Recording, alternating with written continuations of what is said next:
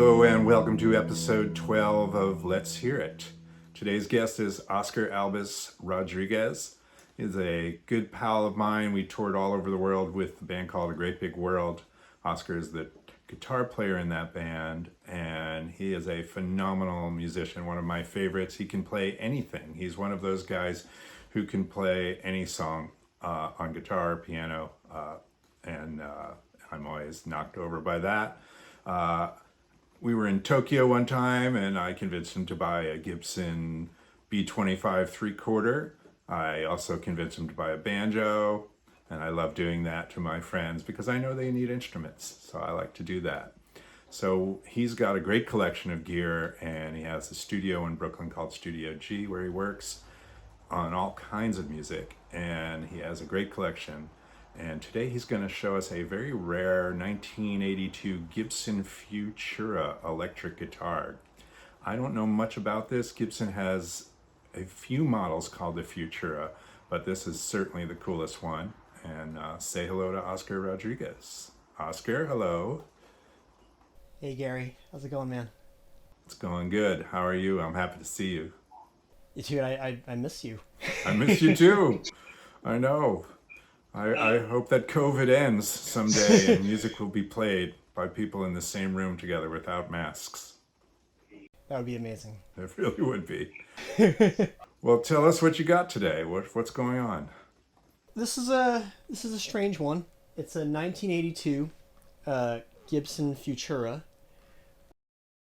I got this at Southside Guitars in Brooklyn about a year ago, maybe. And I'd never seen one of these before.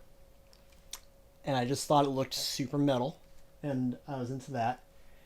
And it also has an ebony fretboard, and at the time, I don't think I had any guitars with an ebony fretboard, so that's how I justified buying this. Whatever justification is needed, they're all allowed.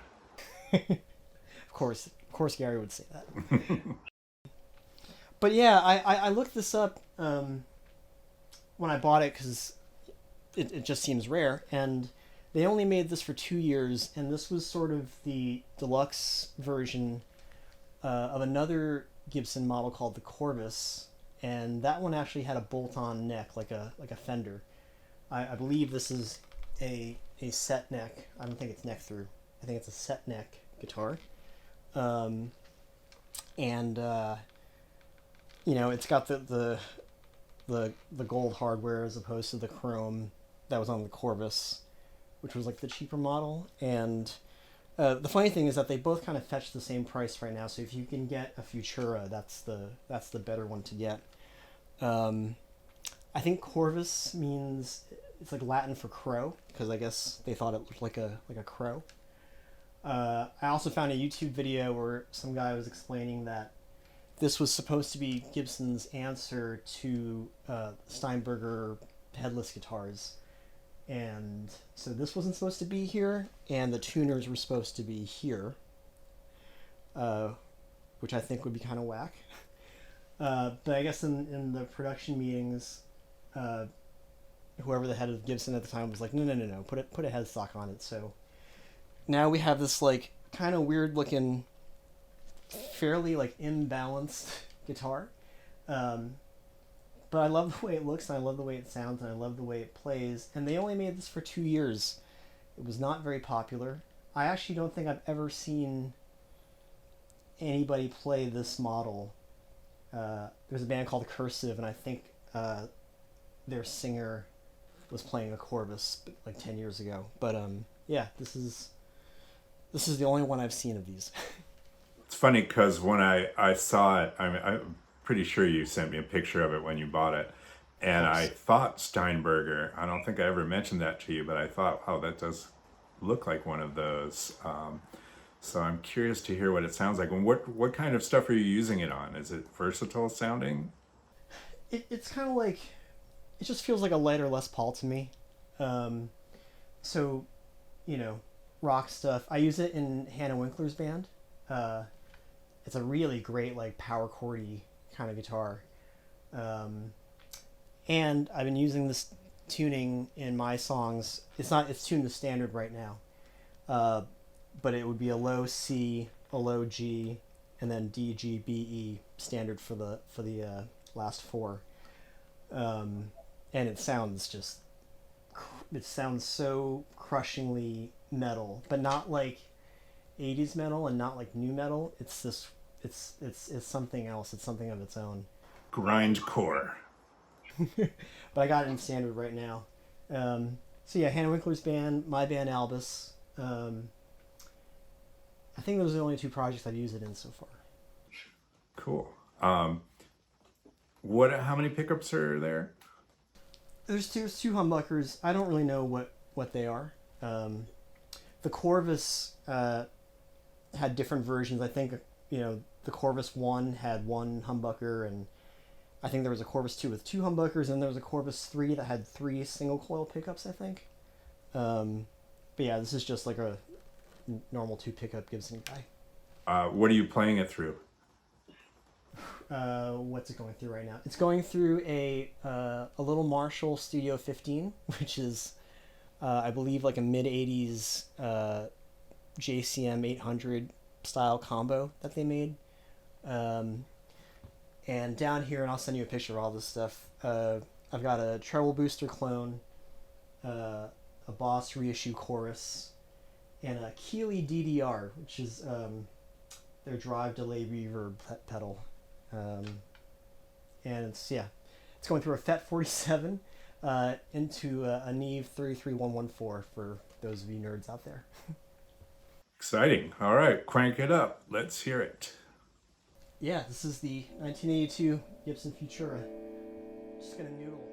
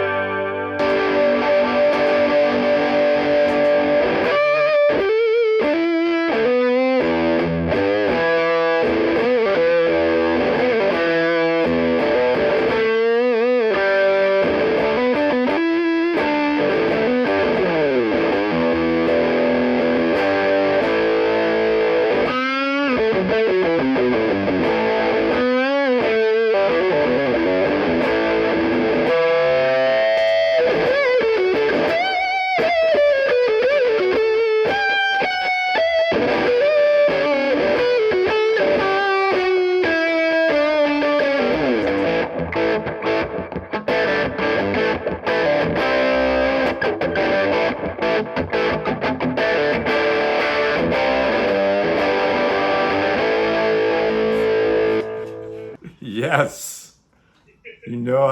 I love the shredding. You're our first shredder. We're going to get some competition in here. I know Steve Schultz is anxious to come back with some of his electric stuff.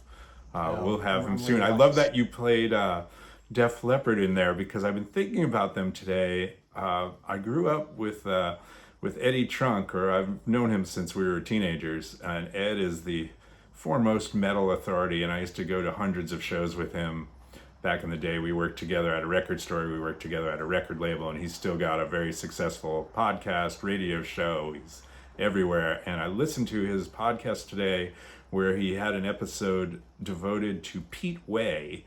Pete Way was the bass player in UFO, which was one of our favorite bands back then. And he had Joe Elliott from Def Leppard on talking about UFO and the early days of Def Leppard. And so it's funny that you played that because I've been thinking about Def Leppard today. And that guitar sounds great, man. Thanks. Yeah, we were supposed to all see Def Leppard. We were all supposed to see Def Leppard, I think, last Sunday. Def Leppard Motley Crue, Poison, and Joan Jett. What a shame. But of course, hopefully next year. Maybe next year. Maybe next year. So what are you working on? Are you working on any records? Anything we can talk about? Yeah. My band, Albis, there's a bunch of new songs that I'm working on with the usual suspects. Zach Jones and Hannah Winkler and Brian Colleen. The same group of people is also working on new Zach Jones and the Tricky Bits full length. My girlfriend Ricky Will, we just finished her first EP, and it's getting mastered right now. Awesome. Really psyched about that. Elizabeth Wilde as well. Elizabeth Wilde has a record that's ready to go, and there's videos being shot, and yeah, a lot of exciting stuff happening here, even though there's crazy stuff happening outside. Oh, cool, man. Thanks for showing us the Gibson Futura. Hang in there. No problem. Hopefully I can come over to Studio G one of these days and see all you guys. That'd be great. Can I play you guys out on the drop C tuning? Yeah, let's go. Thanks again, Gary. All right, you got it, man.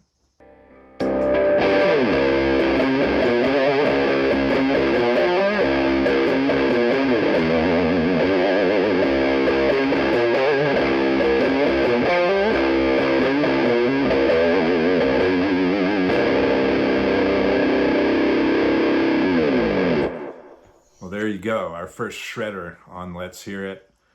Oscar Albis Rodriguez. He's one of my favorites. Plays great stuff all the time. On piano too. It's fantastic. Check back on Monday for the next episode of Let's Hear It. And please subscribe to our YouTube channel. And we also have a Facebook page and a website soon too. Have a nice weekend.